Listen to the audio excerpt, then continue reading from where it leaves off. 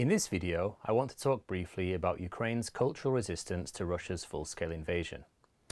To do that, I'm first going to wind the clock back to 2013 and 2014. At that time, I was living and working in Kiev. In this period, a number of key events took place, which are important in understanding what's going on in Ukraine today. First, of course, Euromaidan happened. Then, in March 2014, Russia annexed Crimea, before going on to invade the Donbass. I left Ukraine in July 2014. My last day in the country was the 18th of July, one day after the MH17 aeroplane was shot down. 7 years later, I returned to Ukraine to conduct field research in 4 different cities: Mariupol, Ternopil, Kiev, and Lviv. One of the questions I wanted to explore was how the war was visible, both directly and indirectly, in Ukrainian cities at that time. Remember here that I'm referring to the war which began in 2014 and had by that point been going on for over 7 years. Ukraine had changed a lot in the time I'd been away. There were many senses in which the war was visible in all the cities I visited. In Mariupol, some buildings were still visibly damaged from shelling that had taken place in the city in 2015. Elsewhere, memorial plaques to those killed in the events of Maidan and on the front lines had been installed on the side of buildings, while some streets and squares had also been renamed to commemorate the events and those who had lost their lives. However, it was some of the other developments which really caught my eye. A host of new murals had sprung up in all the cities I visited, some referencing the events of Euromaidan and the war directly, others doing so more abstractly. One of the most striking murals I saw was painted by artist and former Donbass coal miner Sasha Korban in Mariupol. It features a young girl called Milana tightly clutching her teddy bear and overlooked the city's Freedom Square. Milana was just 3 years old when Russian-backed separatists launched their attack on Mariupol in 2015. She was rescued from the wreckage of a shop which had collapsed like a house of cards under enemy fire. Milana's life was saved by her mother, who covered the child with her body, losing her own life in the process. Not everyone who walked past her mural knew Milana's story, but those that did would surely agree with Sasha Korban, who chose his subject because her brave heart was a symbol of hope, stronger than any war. There were also several commercial ventures which reflected Ukraine's growing confidence in its own skin. Aviatsa Ladygina is a brand which in 2015 began creating clothes inspired by the new Ukrainian army, especially by the country's new air forces. The company's website describes the Ukrainian army as a new symbol of freedom and highlights the aim of sharing Ukrainian values with the world. The clothes the company sells are all marked with the slogan, "Proudly made in Ukraine," because, as they state, freedom is always in trend. Companies like this, along with the popular franchise Veterano Pizza, which was founded and run by war veterans as one way of helping them to reintegrate into society, are just 2 examples of the ethos of militarism that was already visible at that point in time. In a nutshell, this means an understanding that joining the armed forces and participating in the military as an institution is a good thing, something that was not the case in Ukraine prior to 2014. There are many ways this ethos can develop. It could be through the telling of war stories to motivate new generations of fighters, or by the high levels of respect for veterans in society. Brands like this provided just one visible sign of its emergence in Ukraine at that time. Another important trend was the increase in nation branding, which could be seen in both top-down and bottom-up forms. Mariupol was certainly no Lviv, the romanticized spiritual capital of Ukraine, 1,232 kilometers to the west. Lviv has a strong cafe culture, an army of street musicians, and an innate sense of Ukrainian identity. However, at the time I visited Mariupol, European-style coffee shops and bars in the newly restored downtown area had become some of the city's most fashionable places to frequent. Chief among them were the all-Ukrainian chains, Lviv Croissants and Piana Vishnaya, which means drunk cherry.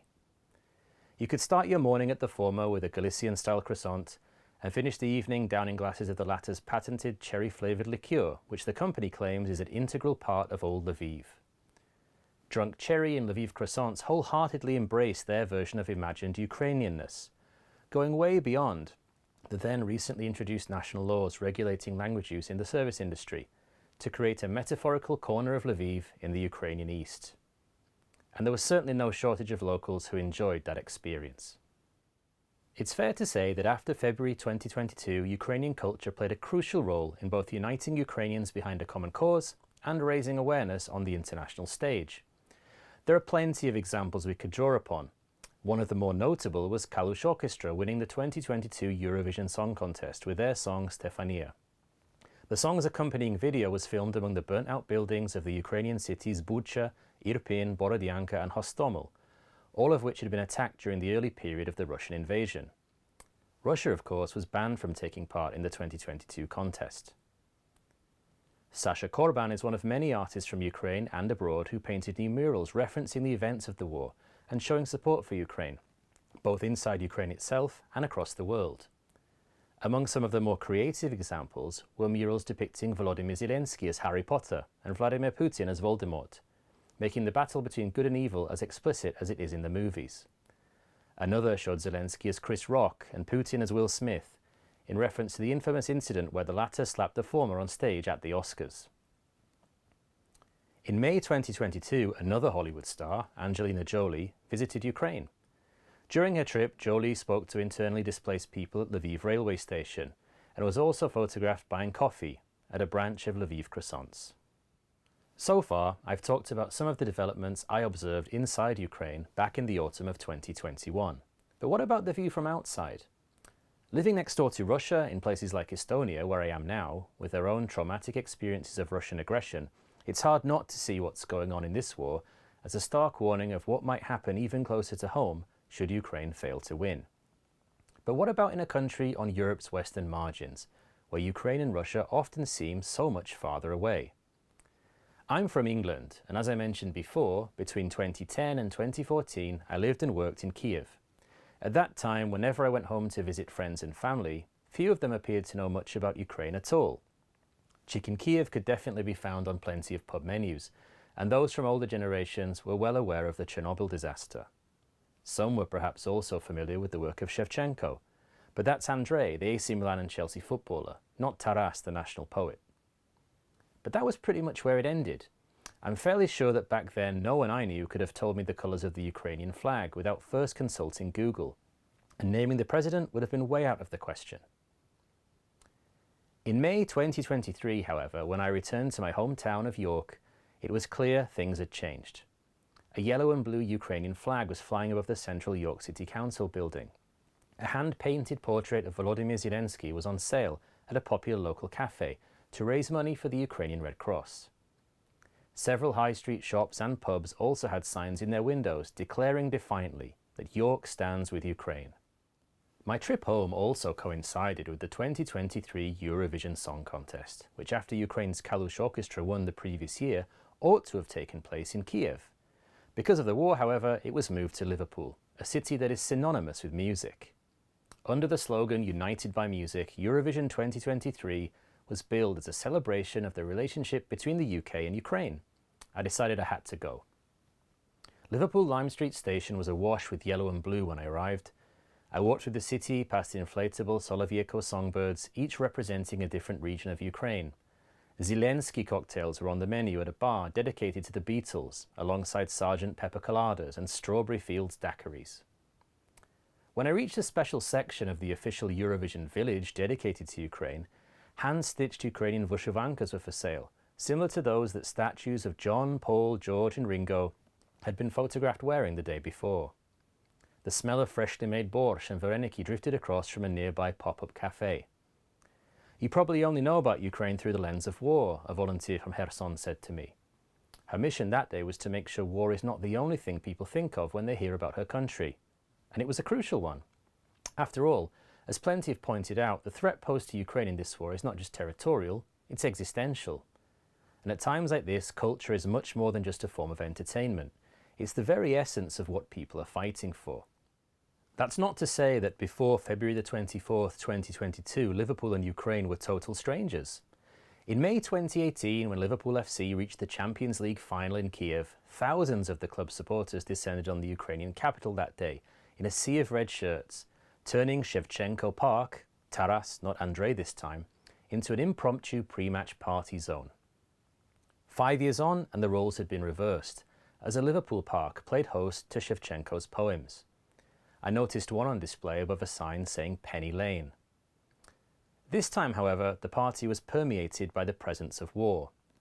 Liverpool's Nelson Monument was covered with 2,500 sandbags, mirroring what Ukrainians had been forced to do in order to protect their own statues from Russian attacks.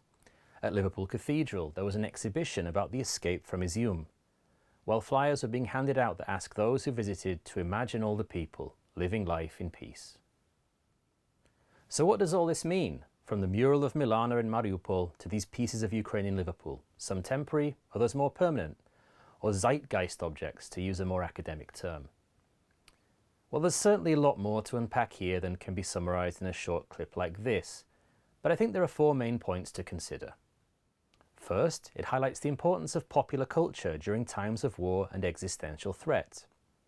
Second, the developments in the years following Euromaidan and prior to Russia's full-scale invasion show Ukraine had become much more comfortable in its own skin.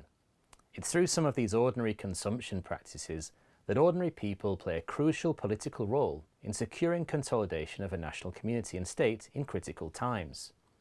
Whether that's buying clothes inspired by the Ukrainian Air Force or pizzas sold by war veterans.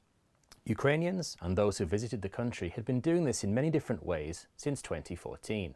Third, in the immediate aftermath of the full-scale invasion, Ukraine was able to skillfully harness this, both externally and internally, through a combination of top-down and bottom-up initiatives, as well as branding campaigns, to garner support and respect as it defended itself. Eurovision is just one example of Ukraine harnessing the power of popular culture to increase its visibility on the global stage. And finally, the development of these cultural infrastructures contributed to Ukraine being better prepared to resist Russia's full-scale invasion than it was in 2014. While the need for military and economic support was and is undeniably crucial for Ukraine, Ukrainian culture and its distinctness from Russian culture has provided a solid bedrock upon which Ukraine's resistance continues to be built.